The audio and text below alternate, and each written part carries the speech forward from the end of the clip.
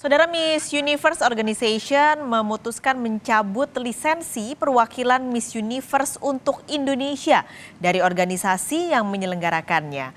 Keputusan ini merupakan imbas dari kasus dugaan pelecehan seksual dalam ajang Miss Universe Indonesia.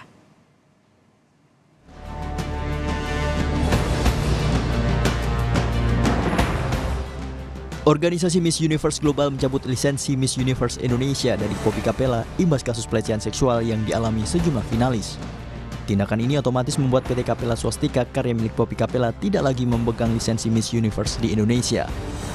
Melalui Instagram dikatakan, organisasi Miss Universe telah memutuskan untuk mengakhiri kerjasama dengan pemegang lisensi di Indonesia atas nama PT Capella Swastika Karya dan direkturnya Poppy Capella.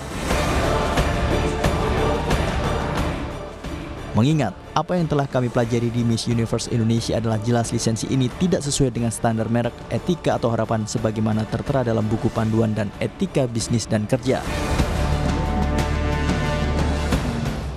Menparekraf Sandiaga Uno membentuk tim khusus mengevaluasi dan memonitor perkembangan kasus dugaan pelecehan seksual peserta Miss Universe Indonesia. Sandiaga yakin tujuan pengadaan Miss Universe Indonesia yang baru berjalan pertama kali itu baik. Namun yang menjadi catatan penting adalah justru saat penyelenggaraannya harus diperhatikan agar tidak terjadi penyimpangan. Sekarang karena proses hukumnya sudah berjalan, maka proses hukum yang harus kita hormati. Tapi kita sudah menyiapkan tim khusus untuk memonitor dan mengevaluasi. Nah, kita yakin bahwa semuanya niatnya baik.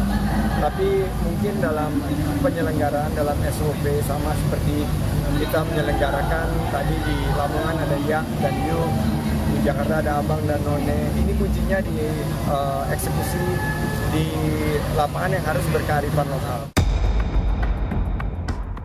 Penyelidikan kasus dugaan pelecehan seksual dalam kontes Miss Universe Indonesia terus berjalan.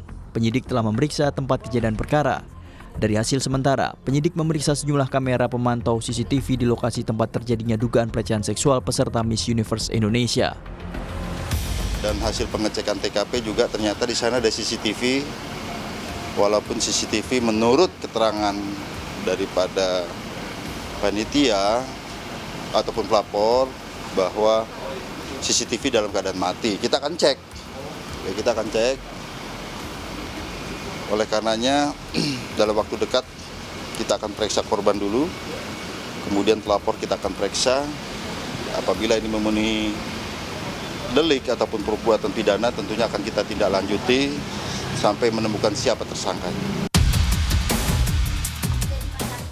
Sebelumnya, panitia penyelenggara mengatakan rekaman di sekitar lokasi dalam keadaan mati.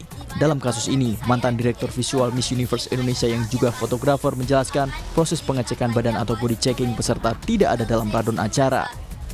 Kalau menolak nanti akan didiskualifikasi atau mungkin dikurangi nilainya, karena ini yang memotret ini juga punya jabatan yang sangat tinggi, ya langsung di bawahnya ownernya gitu. Jadi tapi yang jelas kita berdua sih tidak tahu ya soal masalah ini karena di rundown pun tidak ada jadwal body checking. Kita jadi juga nggak ada di lokasi gitu.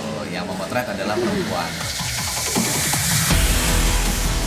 Kontes kecantikan Miss Universe Indonesia 2023 mendapat sorotan usai peserta yang mengaku mengalami pelecehan melapor ke polisi. Tim Liputan, Kompas TV.